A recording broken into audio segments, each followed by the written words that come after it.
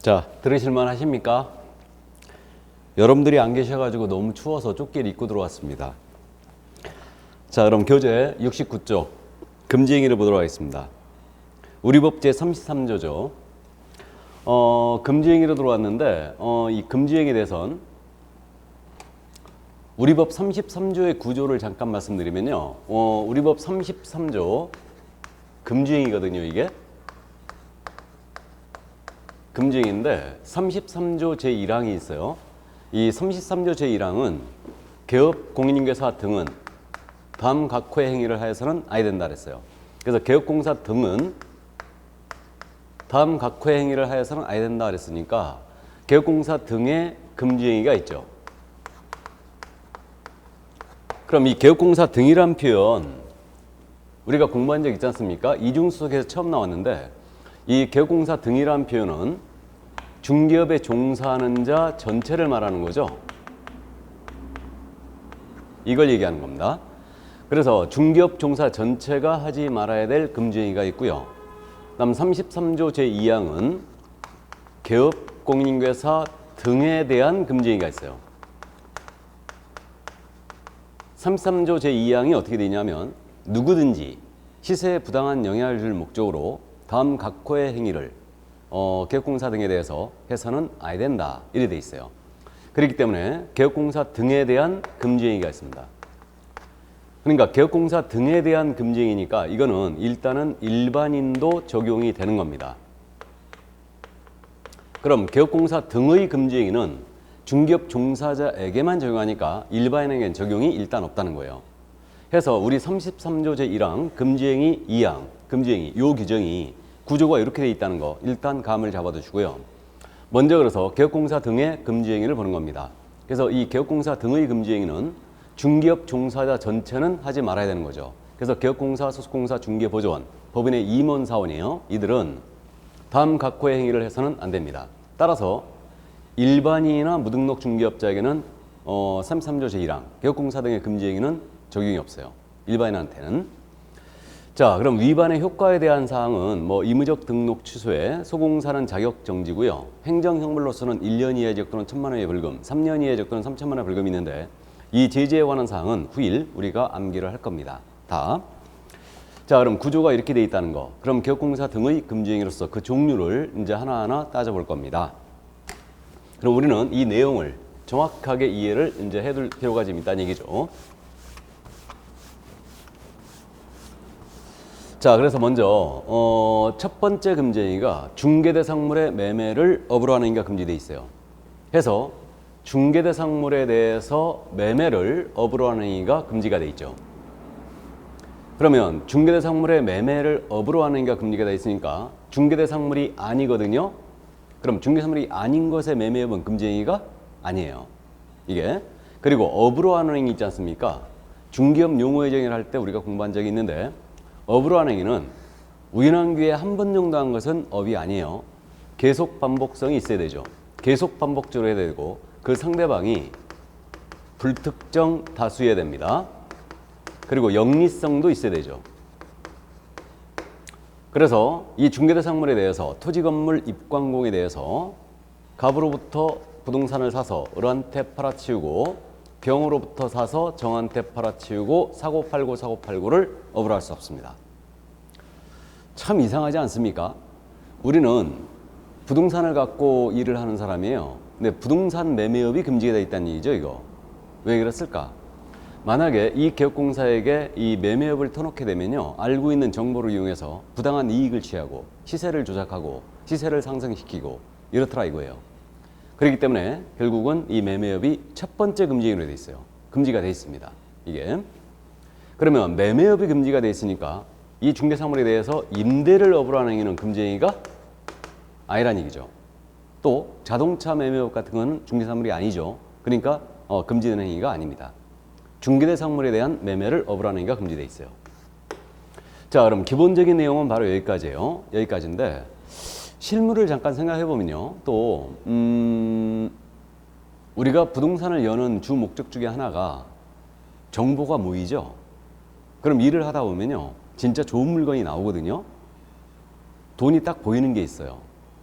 뭐 예를 들어서 시세가 뭐 10억이에요. 10억인데 의뢰인이 금매로 난 괜찮으니까 9억 정도에 팔아달래.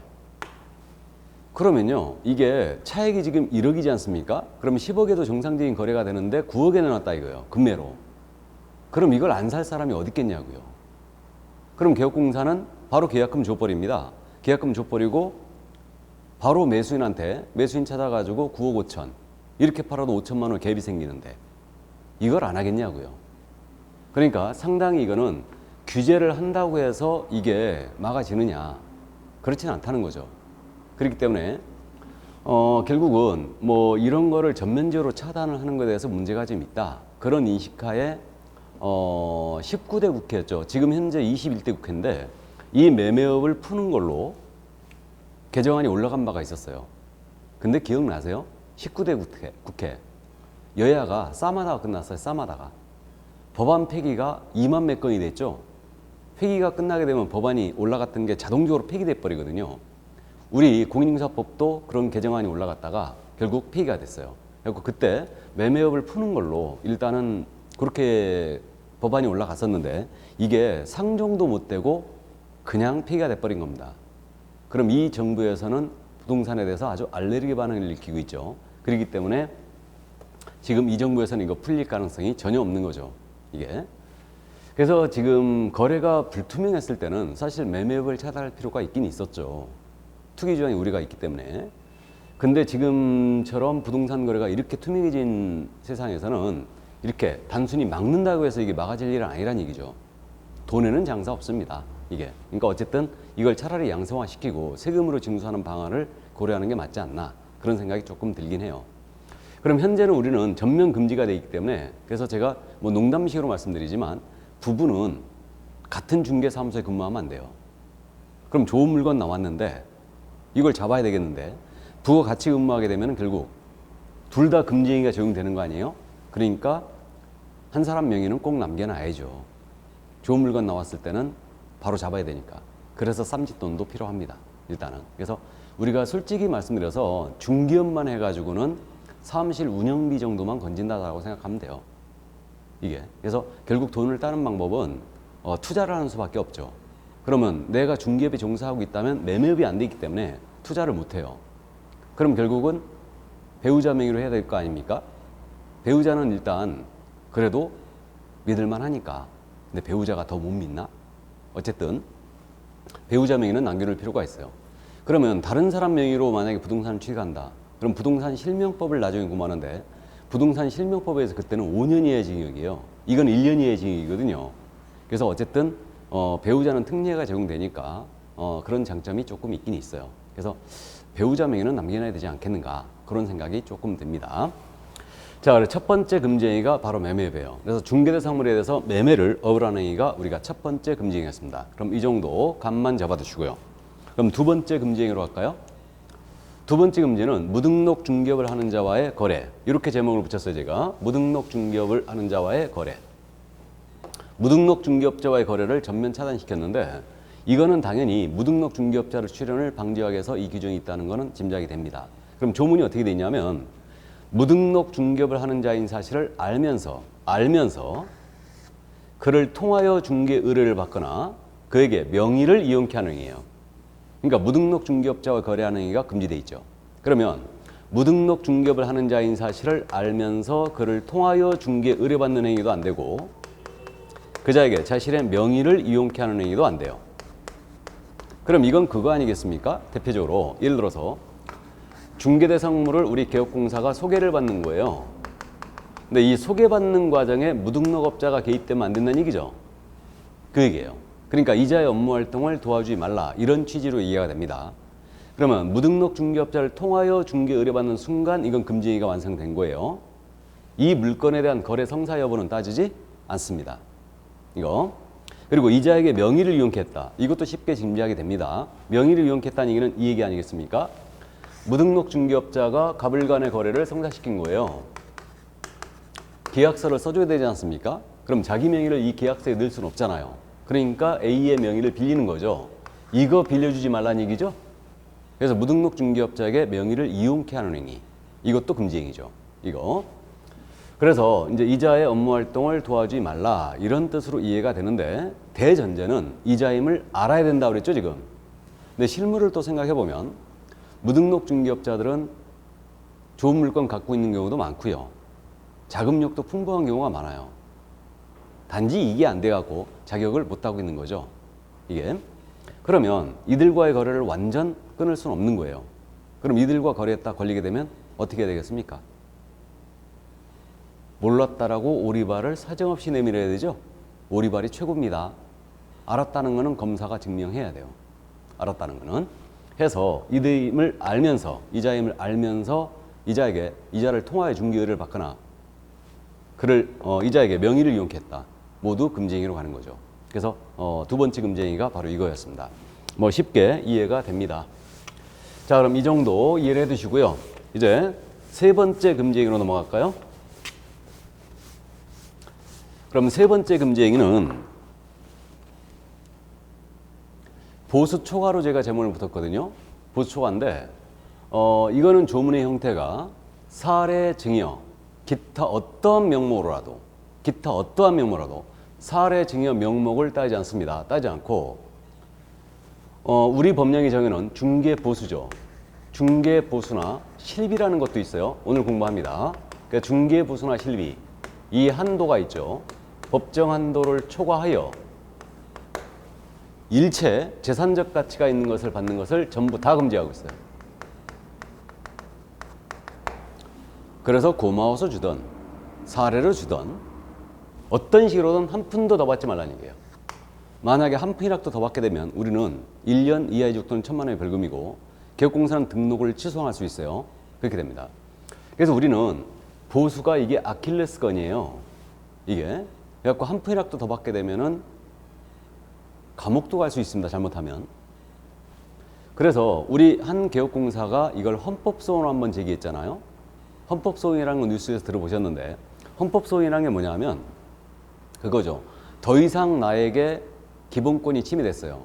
내 권리가 침해가 됐는데 더 이상 구제할 방법이 없는 거예요. 그러면 헌법재판소에다가 이거 구제해달라 하고 헌법소원이라는 걸 낼 수 있어요. 그러니까 우리 개업공사가 이건 직업 선택의 자유, 국민이 갖고 있는 행복추구권을 침해한 것이다. 너무 규제를 심하게 해서 감옥까지 보낼 수 있다는 건 보수초과로다가 좀 무리가 있지 않느냐. 그래가지고 결국은 헌법소원 한번 냈어요. 이거 위헌이다. 규제를 너무 심하게 하기 때문에 국민이 갖고 있는 그 행복추구권을 침해한 거다. 직업 선택의 자유를 침해한 거다 해가지고 위헌이 아니냐라고 이제 헌법소원을 제기를 했는데 헌법재판소에서 합헌 판결 났을까요? 위헌 판결 났을까요? 합헌 판결 났으니까 우리가 공부하겠죠? 이거. 그래서 왜 합헌 판결이 났냐면 이 부동산 중개라는 것이 국민 경제에 미치는 영향이 너무 크대요. 그래서 이렇게 규제한다고 해서 이게 과도한 규제가 아니라 국민의 기본권을 침해한 것이라 볼 수 없다라고 판단했어요. 그래서 합헌 판결이 났습니다. 그래서 우리가 현재 공부하고 있는 거예요. 근데 전문 직업인의 보수 중에요. 감옥까지 보수를 더 받아가지고 감옥까지 갈 수 있는 건 우리밖에 없습니다.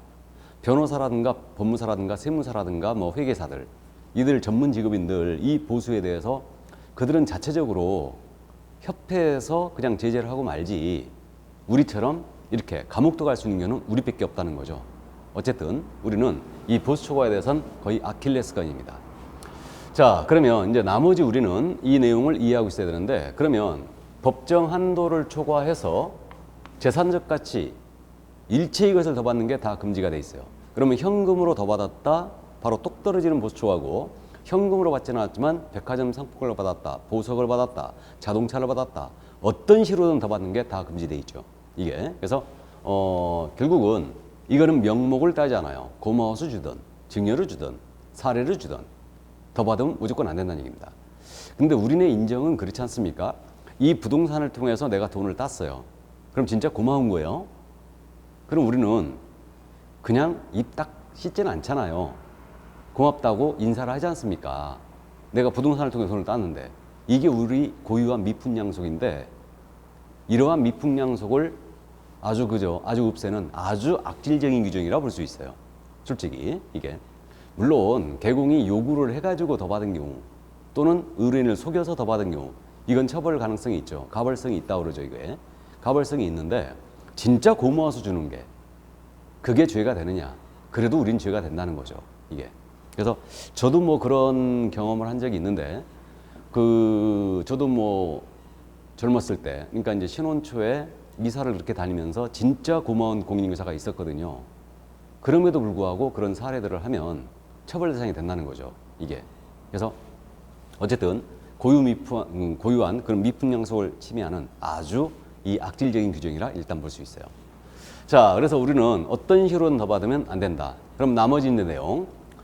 분양대행이나 컨설팅 기억나시죠? 분양대행이나 컨설팅은 중개가 아니라겠어요. 그러면 이거는 중개가 아니니까 권리금도 마찬가지죠. 중개가 아니에요. 그럼 이에 대한 보수는 아무리 많이 받아도 초과에 걸릴 일이 없죠. 그래서 기억을 꼭 해두시고요. 자, 그 다음 당좌수표 사건. 이거를 미리 첫 순환이지만 짚고 넘어갑니다. 요즘은 당좌수표 보기가 조금 힘든데 사업하시는 분들이 은행하고 당좌 대월 계약을 해갖고 가계수표 같은 거 발행하죠. 이게 당좌수표로 볼 수 있는데 우리 개업공사가 중개보수로 당좌수표를 받은 거예요. 근데 이 액면 금액이 법정 한도를 초과했죠. 한도를 초과했어요. 액면 금액이. 좋다고 받았습니다. 그럼 이 수표를 은행에 가서 교환을 해야 되지 않습니까? 현금으로. 그래가지고 이 수표를 교환하러 은행에 갔어요. 근데 이게 부도 처리된 거예요. 이게 당좌수표 사건입니다. 부도 처리됐다는 말이 무슨 말인지 아시죠? 지급정지된 거예요. 그래갖고 개공이 한 푼도 못 받았죠. 그래가지고 이게 보수 초과냐의 문제가 생긴 거예요. 검사는 보수 초과로 기소를 했죠. 개공은 항변을 그렇게 했습니다. 야, 나는 한 푼도 안 받았다 라고 주장을 한 거예요. 그래가지고 이 소송이 대법원까지 갔죠. 대법원까지. 대법원의 판단은 어땠느냐? 대법원의 판단은 우리 금지행위의 본질은 행위를 금지함의 목적이 있다. 그러니까 처음서부터 이 당좌수표가 부도난 수표였다면 휴지 조각을 받은 거니까 이건 초과로 볼 수가 없다. 하지만 받을 당시에는 유효한 수표였고 후일 교환하러 갔을 때 부도 처리가 되었으니까 이거는 보수 초과임이 분명하다라고 했죠. 해가지고 결국은 당좌수표 사건 보수 초과로 이제 해당이 된 거예요. 아주 운이 없는 케이스죠. 이게 뒤로 넘어져도 코가 깨진다는 그 말이죠. 이게 한 푼도 못 받고 초과로 처벌된 거예요. 이거. 그래서 어쨌든 당좌수표 사건 결론 기억해 두셔야 됩니다. 그래서 한도를 초과하는 액면 금액의 당좌수표를 중개부수로 받고 9일 부도 처리되거나 그대로 반환해도 이것은 초과에 해당한다라는 판단이었어요.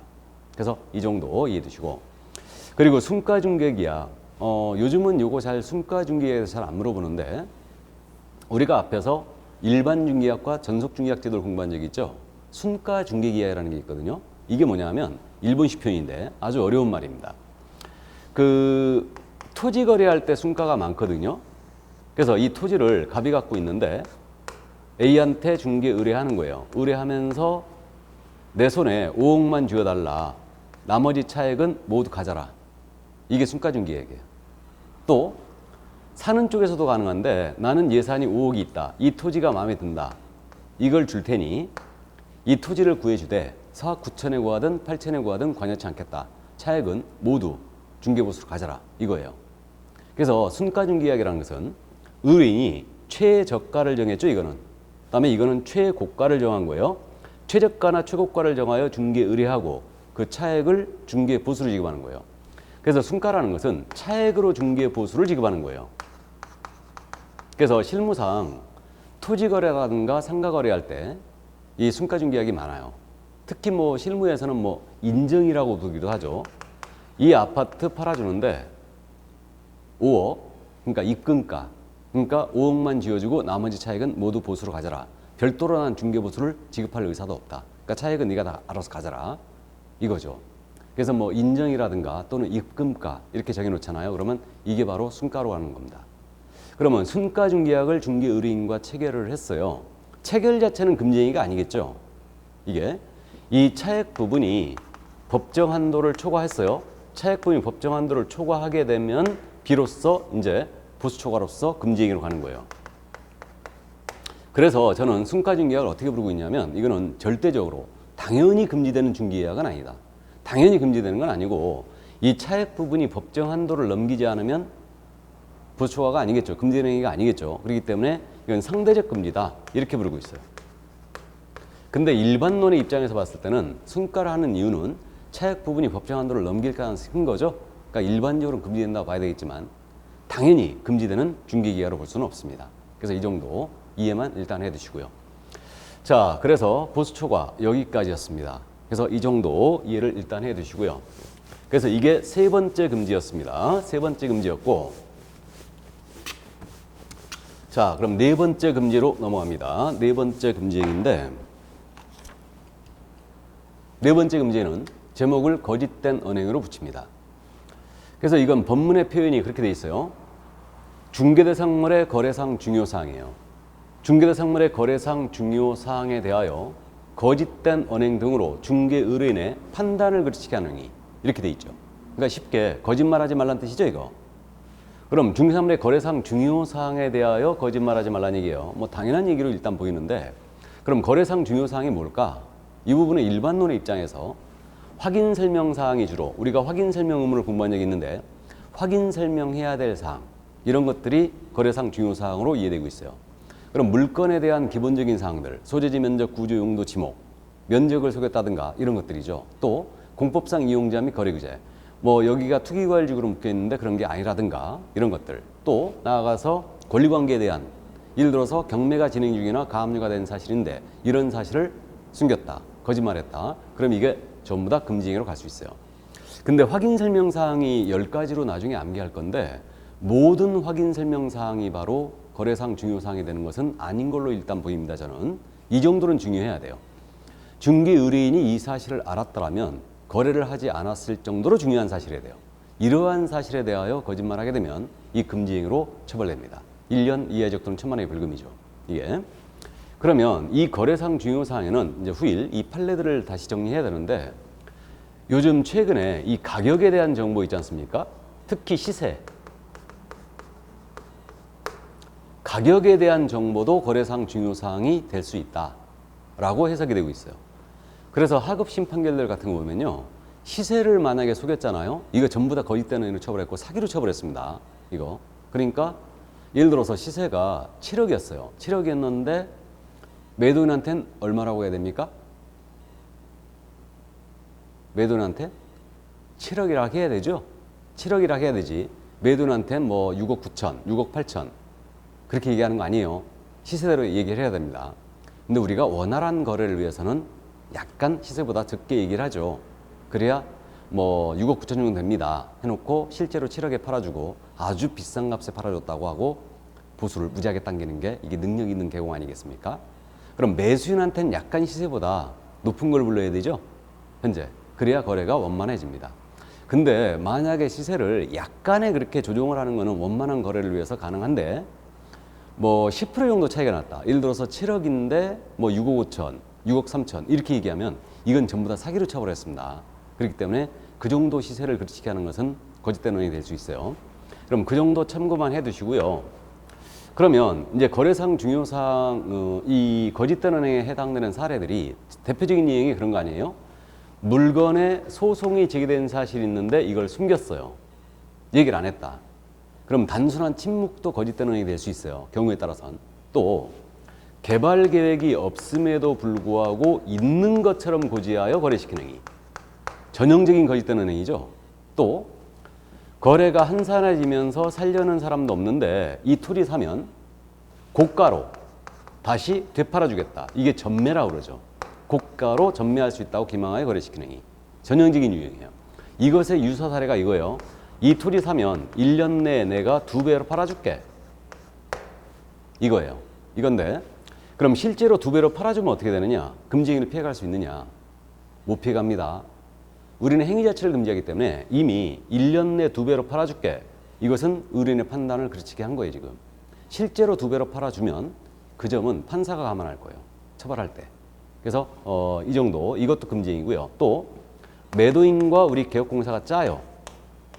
매도인과 짜고 매수 의뢰인에게 아주 그 매도 의뢰 가격을 숨깁니다. 의뢰 가격을 숨기고 고가로 팔아치워 고가로 매수 의뢰인에게 팔아치우고 매도인과 이 차액을 나눠 가졌어요. 반분하에 가진 행위. 이거 거짓된 행위로 처벌했습니다. 일반적으로 다소 매수인에게 비싼 값으로 팔았다 하여 금지행위가 되는 건 아니에요. 근데 여기에 불법성은 어디 있냐면 매도인과 짜고 쳤다는데 불법성이 있는 거예요. 그렇기 때문에 이때는 매수인에 대한 금지행위가 된 겁니다. 그래서 이 정도의 얘들 이해만 해두시고요. 그럼 일반론의 입장에서 또 중개의뢰인에게 거래상 중요사항에 대하여 거짓말을 했잖아요. 거짓말하게 되면 중개의뢰인이 손해 입을 것이 거의 분명하죠. 그럼 거짓말하여 의뢰인에게 손해까지도 입혔다. 이때는 우리 금지행위로 갈 여지가 적어집니다. 거짓말하여 손해까지 입히게 되면 이때는 형법상의 범죄로 처벌될 가능성이 커졌죠. 형법상 무슨 범죄예요? 이게 다름 아닌 사기죄죠. 이게. 그래서 사실은 거짓된 언행에 걸렸잖아요. 그럼 이건 거의 100% 사기로 갑니다. 의뢰인이 손해볼 것이 거의 분명하니까. 그래서 타인을 기망하여 재물을 편취하는 행위에 해당돼요. 그러니까 사기로 갑니다. 사기는 훨씬 더 죄가 중합니다. 이건 10년 이하의 징역이에요. 그래서 어쨌든 우리가 또 조심해야 될 거 바로 이겁니다. 거짓된 언행에 하여 사기로 걸리면 안 돼요. 이거는. 자, 그래서 네 번째 금지행위가 바로 거짓된 언행 등으로 중개 의뢰인의 판단을 의치하는 행위. 이게 네 번째 금지였는데 여기까지가 1년 이하의 징역 또는 1,000만 원 이하의 벌금에 처하는 사유들이었어요. 여기까지가. 지금서부터는 이제 전부 다 3년 이하의 징역 또는 3,000만 원의 벌금에 처하는 행위들입니다. 이거는 훨씬 더 중하게 처벌하는 거죠. 부동산 거래 질서를 문란하게 할 우려가 있기 때문에 그래요. 그렇기 때문에 3년짜리 징역으로 합니다. 자, 지금서부터는. 그럼 다섯 번째 금지행위가 기업공사 등의 금지행위로서 증서 등의 중개 매매업이라고 제목을 붙였는데 조문의 형태가 그렇게 돼 있어요. 관계법령에서 양도 알선이 금지가 된 양도나 또는 알선, 소개가 금지가 된 부동산 분양 임대 등과 관련 있는 증서라고 했어요. 부동산 분양 임대 등과 관련 있는 증서. 이 증서에 대하여 중개를 해서도 안 되고 매매업을 해서도 안 된대요. 이거 둘 다 금지예요. 그럼 결국은 중개가 뭐고 매매업의 문제는 우리가 대충 감을 잡으니까 여기서 말하는 증서가 과연 뭐냐? 이게 키포인트가 되는 거죠. 증서가 뭐냐? 그러면 양도할선이 금지가 되고 있는 부동산 분양 임대를 관한 증서라고 그랬으니까 이게 여러분들이 나중에 공법 시간에 주택법을 공부하거든요. 그때 주택법 시간에 주택 공급 질서 교란 행위를 공부해요. 주택 공급 질서 교란 행위에서 나온 행위들이 다 증서로 보시면 돼요. 그게 바로 대표적으로 입주자 저축 증서가 있어요.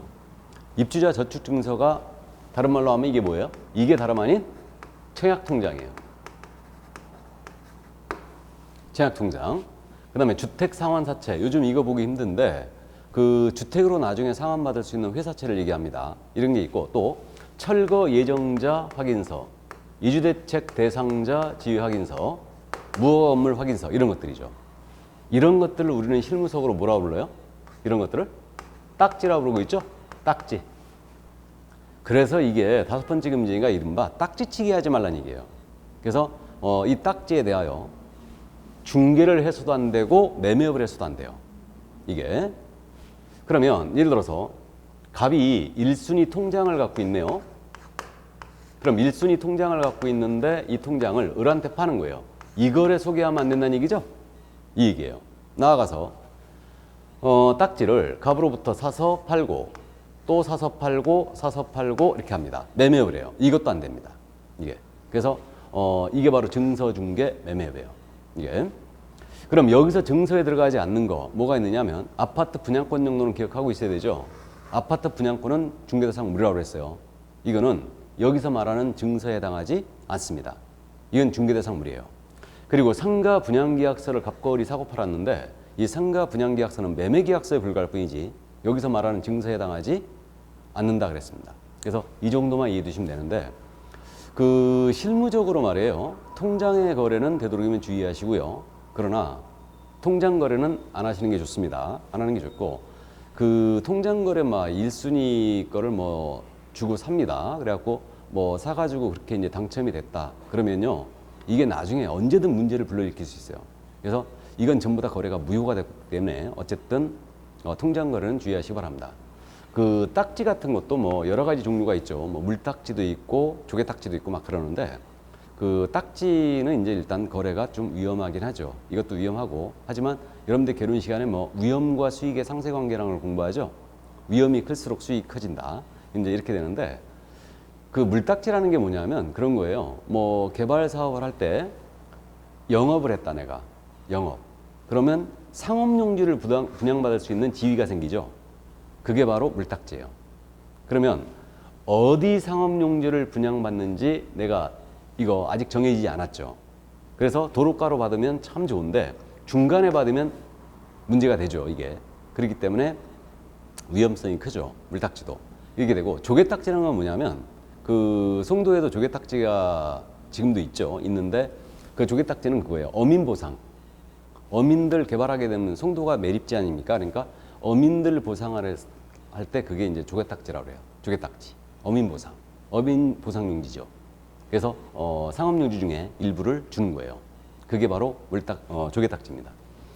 자, 그래서 이렇게 증서중개 매매업 3년 이하의 지역도는 3천만 원의 벌금이었습니다. 여기에 걸리면 자, 그 정도 이해해 주시고요. 그러면 5번째 금지행위였고요. 6번째 금지행위로 하죠. 직접거래 쌍방대리. 이 직접거래 쌍방대리가 6번째 금지행위인데 그 직접거래는 그거예요. 중개 의뢰인과의 직접거래가 금지돼 있죠. 그럼 그거 아니겠습니까? 직접거래 개념은 이거예요. 중개를 의뢰한 자란 점이 일단 전제가 돼야 돼요. 전제가 돼야 되고 이 의뢰인과 중개대상물에 대하여 우리 기업 공인중개사 등이 거래를 했잖아요. 그럼 이게 직접거래예요. 그러니까 우리 개업공사뿐만 아니고 소속공사나 중개보전 법인의 임원사원 모두는 중개의뢰인과 직접 거래하시면 안 됩니다. 전면 다 금지돼 있죠. 이게. 그러면 중개를 의뢰한 자와 중개대상물에 대한 거래를 하게 되면 여기 금지행위 걸리는 거예요. 직접거래가 되는데 중개사물이 아닙니다. 예를 들어서 중개의뢰인이 중고자동차를 내놨어요. 이걸 중개보조원이 매수했다. 그럼 이건 직접거래? 아니죠. 중개사물이 아니니까 이렇게 되고요. 그러면 이 거래의 범주에는 매매뿐만 아니고 교환, 임대차, 전세, 저당권 다 들어갑니다. 어떤 식으로든 의뢰인과 거래하지 말라는 얘기예요. 왜? 의뢰인에게 피해 줄 우려가 있기 때문에. 그래서 이걸 전면 차단했습니다. 그러면 이것은 횟수를 따지지 않아요. 그러면 한 번 해도 이건 직접거래예요.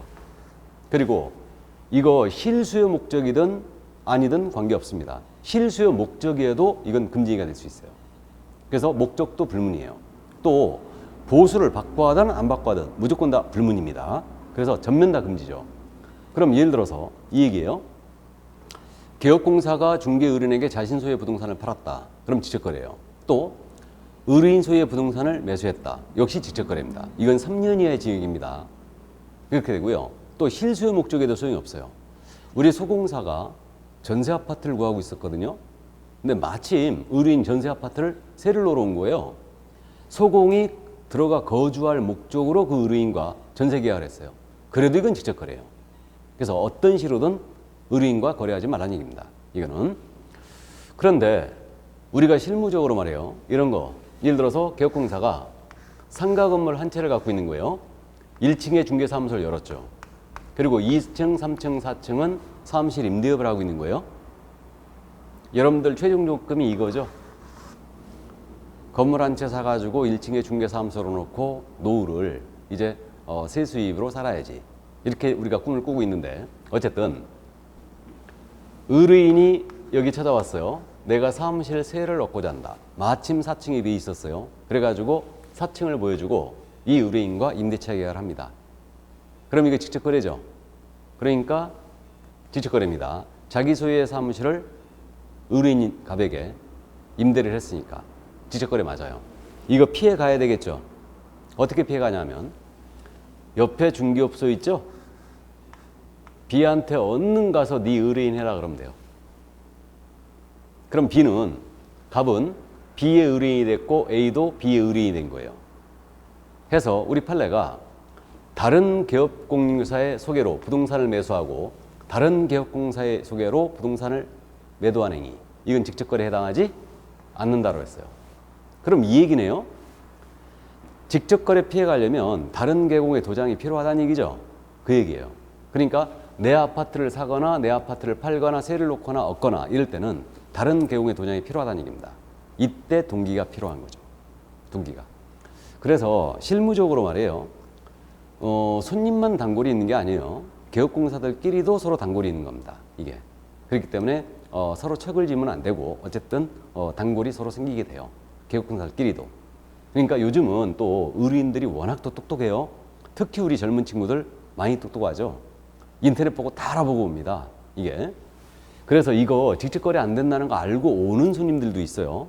그러니까 나중에 뭐 실무적으로 이 경우에는 개공이 중개한 것처럼 안 하고 직접 거래한 것처럼 이렇게, 그러니까 이게 쌍방 직거래한 거, 직거래한 것처럼 그렇게 처리하는데, 나중에 이때 개공이 도장 자기가 중개한 걸로 안 하고 임대인으로서 도장만 찍으면 나중에 갑이 틀어대면 문제가 될 수 있습니다. 그러니까 이걸 갑한테 솔직히 브리핑해야 되죠.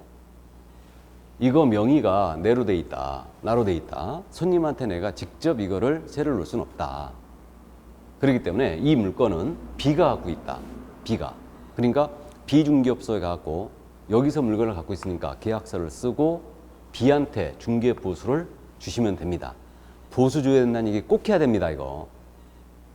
그래서 B한테 주시고 이렇게 거래하시면 됩니다.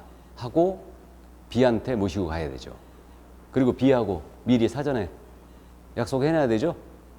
내가 손님 모시고 갈 테니까 이거 반띵이다. 맞죠? 이렇게 해야죠.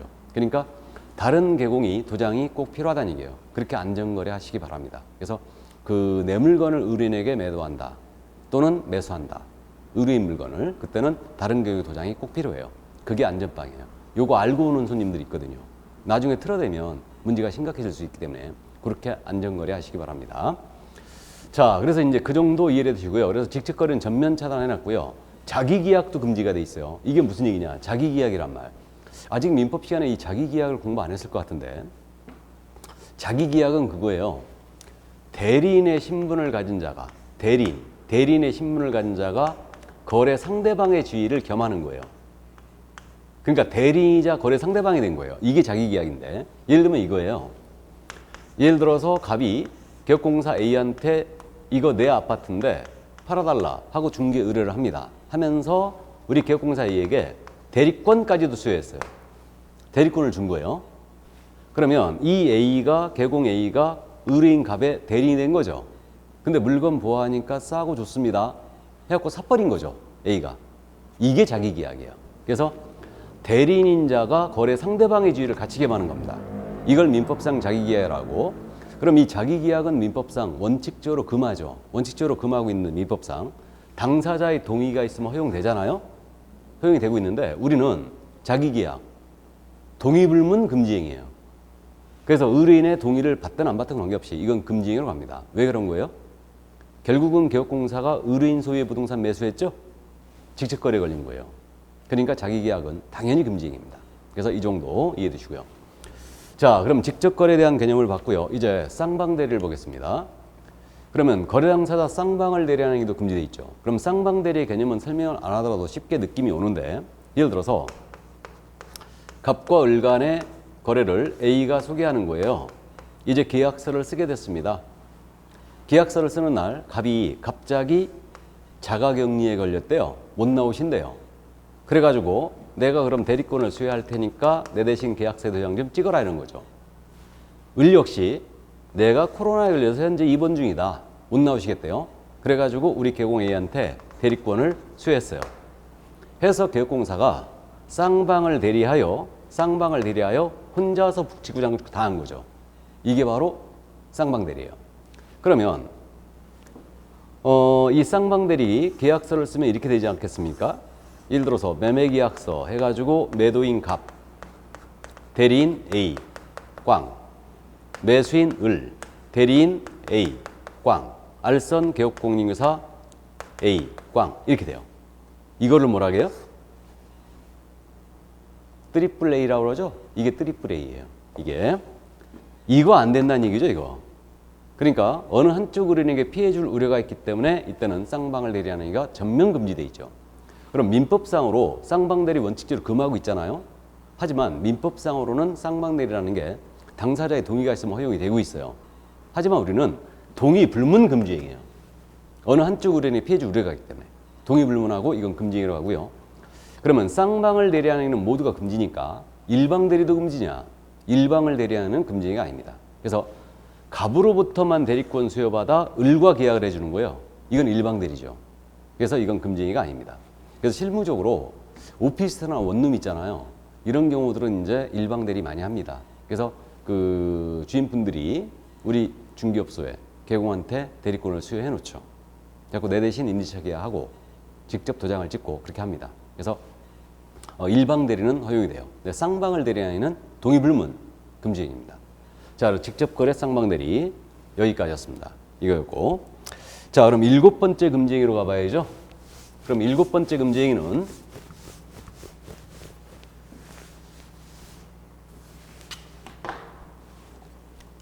투기조장행위로 제가 제목을 붙였습니다. 그래서 이 투기조장은 조문의 형태가 투기조장의 유형이 두 가지가 있거든요. 그 첫 번째가 조세 부과를 면할 목적으로, 즉 탈세를 목적으로 하는 거예요. 탈세를 목적으로 소유권 보존 등기나 이전 등기를 하지 아니한 부동산이에요. 즉 미등기 부동산이죠. 이 미등기 부동산에 대하여 전매를 중개했다. 그럼 투기조장 첫 번째 유형이에요. 두 번째 유형은 법령의 규정에 의하여 권리의 변동, 전매 등 권리의 변동이 제한된 부동산이에요. 이걸 전매 중개했다. 그럼 역시 투기조장 두 번째 유형으로 갑니다. 그래서 탈세 목적 미등기 부동산 전매 중개했거나 권리의 변동이 제한된 부동산의 전매를 중개했어요. 그럼 투기조장으로 처벌합니다. 이건 3-3이에요. 3년 이하의 또는 3천만 원에 불과해요. 그러면 탈세 목적 미등기 부동산 전매 중개가 이거 아니겠습니까? 갑으로부터 을이 부동산을 매수했어요. 근데 자기 앞으로 등기를 안 하는 거죠. 취득세, 양도소득세 내기 싫어서 안 합니다. 이거를 미등기 상태에서 병한테 팔아치우는 거예요. 이 거래를 소개하지 말라는 얘기예요. 그러니까 미등기 전매 행위자임을 인식을 하면서 이 거래를 도와주지 말라는 얘기죠. 그럼 도와주게 되면 이건 투기조장으로 처벌합니다. 자, 그런데 을이 갑으로부터 매수하기를 5억에 매수했어요. 근데 가격이 툭 떨어지는 바람에 병한테 팔 때는 4억 8천에 판 거예요, 지금. 미등기 전매했는데 2천만 원 손해봤죠? 그러면 전매 차액을 을이 미등기 전매 행위자가 못 얻으면 투기조항을 피해가느냐? 그래도 못 피해가요. 우리는 행위 자체를 금지하기 때문에 만약에 전매 차액을 못 얻었다. 그렇다 하더라도 우리 개공은 투기조장 행위로 처벌이 됩니다. 그래서 전매 차액 불문 금지행위라는 거 이해해 두시고, 두 번째 투기조항으로서는 권리의 변동이 제한된 부동산을 전매 중개했대요. 그러면 권리의 변동이 제한된 부동산이 뭐가 있느냐? 대표적으로 우리 투기과열지구라고 여러분들이 공부할 거 없나요? 주택법 시간에. 이 투기과열지구를 지정하는 목적은요, 분양권 전매 제한을 목적으로 하고 있어요. 이게 해서 지금 현재 우리 서울은 전체가 투기과열지구로 묶여 있죠. 그렇기 때문에 투기과열지구로 묶이게 되면요, 분양을 받았잖아요. 그럼 분양받으신 분 앞으로 이전 등기 해야 됩니다. 아예 전매 금지예요. 그래서 우리 수도권 투기과열지구에서 묶이게 되면 이때는 분양권이 아예 전매가 금지가 되고 있고, 세종시도 마찬가지죠. 나머지 지역은 뭐 1년이나 6개월 정도 묶어놓습니다. 그래서 어쨌든 이렇게 분양권인데 전매가 제한이 된 부동산 아닙니까, 이거? 이것에 전매를 중개했다. 그러면 투기조항으로 처벌합니다. 그래서 특히 우리가 실무를 하다 보면 분양권 전매, 이게 전매 제한 기간에 걸려있는 분양권인데 이거 전매 중개할 때 막 서류를 이만큼 쓰고 막 그러거든요. 양 뭐 권리 포기각서 쓰고 막 난리 쳐요. 인감님서 막 하고 막 공중도 받는 사람들이 있어요. 근데 그거 다 무효입니다. 나중에 이거는 꼭 문제가 될 수 있기 때문에 되도록이면 이런 전매 제한에 걸려 있는 것들, 이런 것들은 전매 중개를 자제를 하시기 바랍니다. 걸리면 우리만 크게 다쳐요. 그래서 이거는 손님이 예를 들어서 그 얘기 아닙니까? 전매 제한에 걸려 있는데 막 각서 쓰고 서류 이만큼 꾸막꾸막 했는데 피가 예를 들어서 거래할 당시에는 1억이었어요. 근데 이게 전매 제한에 풀리는 시점에 이제 명의 변경해야 될 거 아니에요? 그때 갔더니 피가 예를 들어서 한 3억 가 있는 거야. 그럼 매도인이 엄청 배 아파하겠죠? 안 판다고 그래. 이거를. 그리고 이제 매수는 펄쩍 뛰겠죠. 그러면 이제 개공 부탁권 늘어진다니까. 네가 불법적인 행위 중개했으니까 책임져라 하고. 그리고 또 거꾸로 피 거래할 때는 1억이었는데 명의 변경할 시점에 갔더니 전매 제한 기간이 풀려가지고 명의 변경할 시점에 갔더니 이게 P가 2천으로 떨어져 있는 거예요. 그럼 이번엔 누가 또 틀어대겠어요?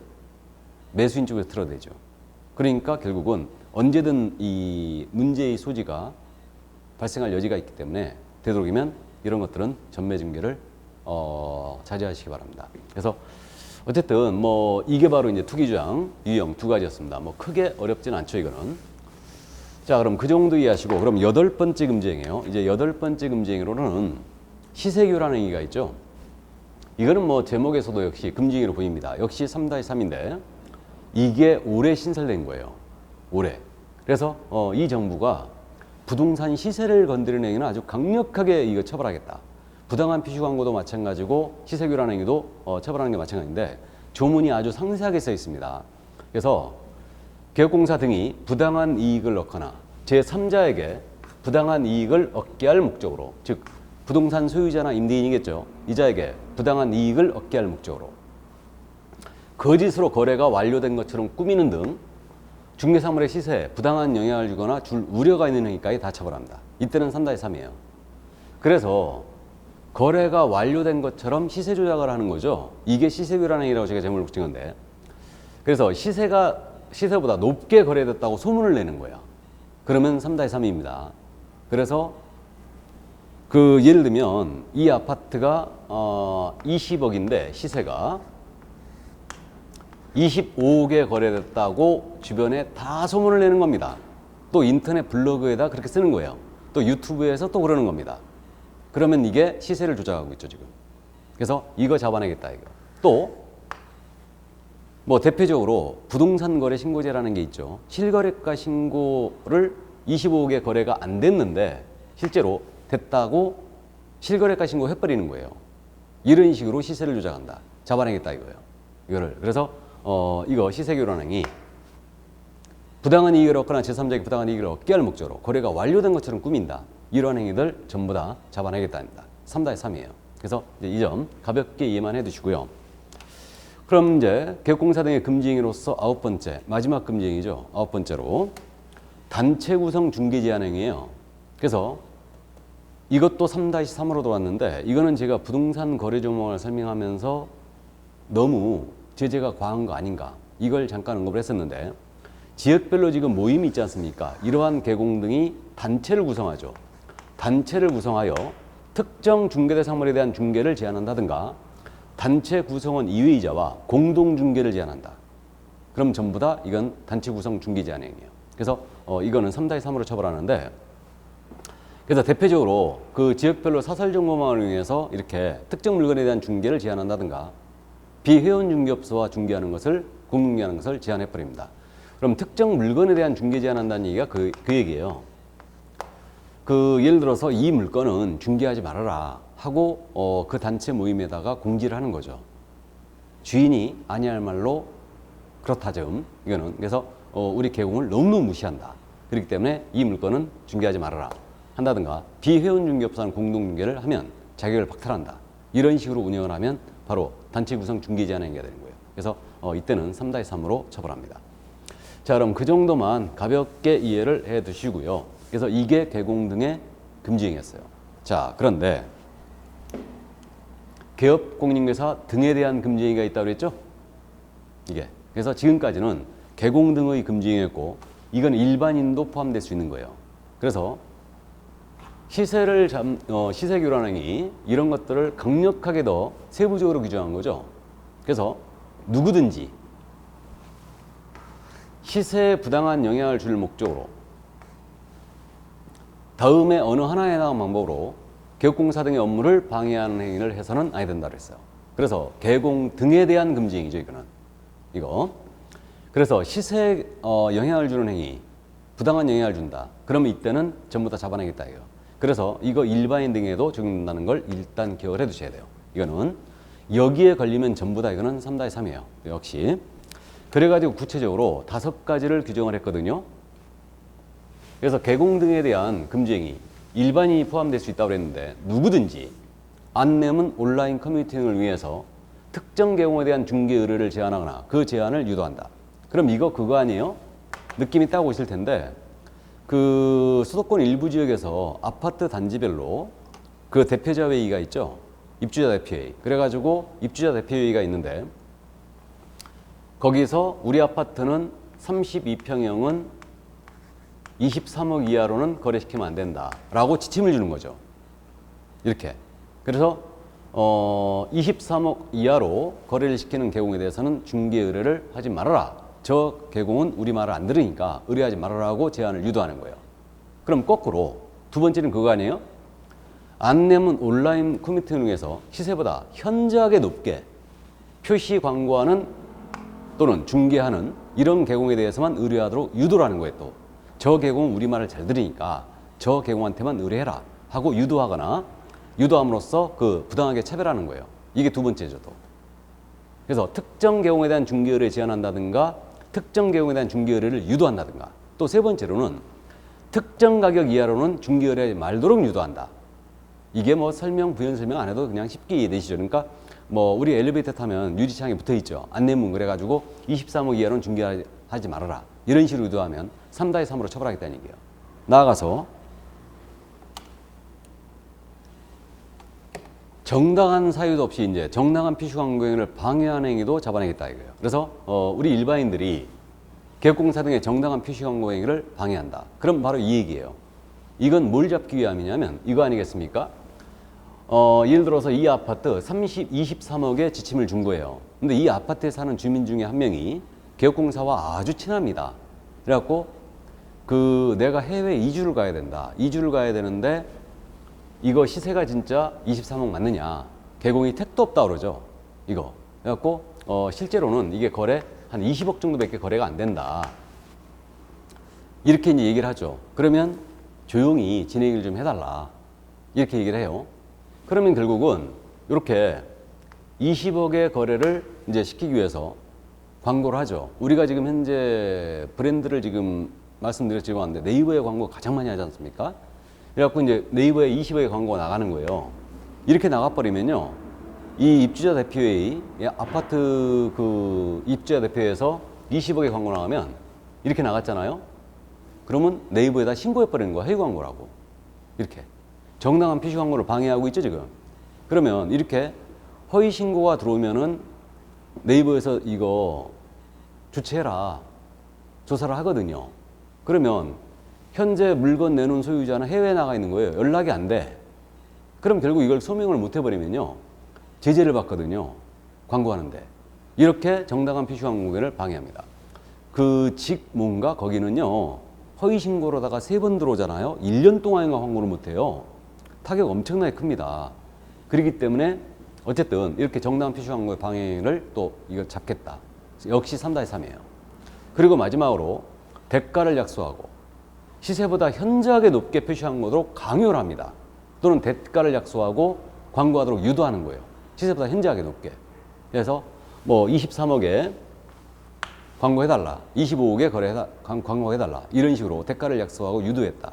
그럼 역시 3-3으로 처벌하겠다는 얘기예요. 그래서 이런 식으로 지금 광고와 더불어서 시세를 그르치게 하는 행위들 전부 다 잡아내겠다는 얘기입니다. 그래서 이 정도 이제 감을 또 잡아두시고요. 자, 그래서 계공 등의 금지 행위와 계공 등에 대한 금지 행위 이거를 다 봤거든요. 그러면 이거와 관련해서 그 부동산 거래일서 교란행위 신고센터라는 게 있어요. 그래서 이거는 가볍게 이제 이해만 해 두시는데 그러면 이렇게 시세를 이 정부가 지금 건드리는 행위에 대해서 아주 강력하게 지금 규제를 하고 있지 않습니까? 그래가지고 어쨌든 부동산 거래일서 교란행위 신고센터 이것을 지금 현재 설치가 돼 있고요. 한국감정원에서 위탁 운영을 하고 있거든요, 지금. 그럼 부동산 거래일서 교란행위가 과연 뭐냐? 이거는 지금 시세를 교란하는 행위, 즉 부당한 이익을 얻거나 제3자에게 부당한 이익을 얻게 할 목적으로 시세에 부당한 영향을 주거나 줄 우려가 있는 행위 이거고요. 또 단체 구성하여 중개를 제한하는 행위. 그 다음에 지금 마지막에 봤던 계공 등에 대한 금지 행위가 있었죠. 그래서 특정 계공에 대한 중개 의뢰를 제한한다든가 특정 계공의 중개 의뢰를 유도한다든가 특정 가격 이하로는 그 의뢰하지 않도록 한다든가 정당한 피시 광고를 방해한다든가 시세보다 현저하게 높게 광고하도록 유도나 강요했다. 그러면 이거는 바로 시세 교란 목적 계공 등에 대한 업무 방해 행위인데 이게 금지 행위인데 요게 바로 대표적인 부동산 거래에서 교란 행위 유형들이에요. 그러면 이거에 대하여 신고센터를 우리 국토부 장관이 설치 운영할 수 있다라고 돼 있고요. 현재 한국감정원에 위탁이 돼 있어요. 그래서 여기서 위탁 운영을 하고 있습니다. 현재. 그래서 이렇게 국토부 장관에게 권한이 있고요. 그러면 이때 부동산 거래세 교란행위에 걸렸잖아요. 이거 3년 이하의 징역이에요. 그러니까 함부로 신고하면 안 되죠. 그러니까 신고는 기본적으로 서면으로 하게 돼 있어요. 그래서 인적사항 등을 서면으로 하게 돼 있고요. 그러면 신고센터가 신고받았잖아요. 그럼 시도의사라든가 등록관청 여기다가 조사 및 조치를 요구해야 됩니다. 필수적으로 조사해달라. 신고센터가 요구하는 거예요. 그러니까 신고센터가 시도의사 등록관청에다가 조사 및 조치를 요구합니다. 요구해야 되고, 그러면 시도의사 등록관청이 조사 및 조치 요구를 받았잖아요. 그러면 신속하게 조사 및 조치를 해줘야 돼요. 해줘야 되고, 그러면 시도의사 등록관청이 조사 및 조치한 다음에 이 결과를 신고센터에 피드백 해줘야 되겠죠. 그러니까 10일 내에 통보를 해주게 돼 있어요. 신고센터에다가. 여기다 통보해주면 신고센터는 다시 이것을 매월 10일까지죠. 이 결과를 국토부 장관에게 모두 제출을 해줘야 됩니다. 이게 해주고 신고인에게도 물론 이 결과를 통보해주죠. 그리고 신고사항 접수된 거 있죠. 이것도 물론 국토부 장관에게 신고센터는 매월 10일까지 다 통보를 해주죠. 그래서 이제 숫자가 10일, 10일로 나왔고요. 일단은 절차는 이렇게 됩니다. 그래서 부동산 거래 질서 교란행위 신고센터 한국감정 위탁 운영하고 있는데 어쨌든 지금 현재 이렇게 운영이 되고 있다는 거 이해만 해주시고 후일 정확하게 이 프로세스를 기억을 하셔야 될 겁니다. 자, 그래서 그 우리 73쪽에 있는 내용 이게 바로 이 내용이었어요. 그래서 이 정도 이해를 해두시고요. 그래서 금지행위 나중에 제재가 연결되기 때문에 반드시 암기를 하게 될 겁니다. 자, 그럼 여기까지 하고요. 조금 쉬었다 할까요? 예, 잠시 쉬겠습니다.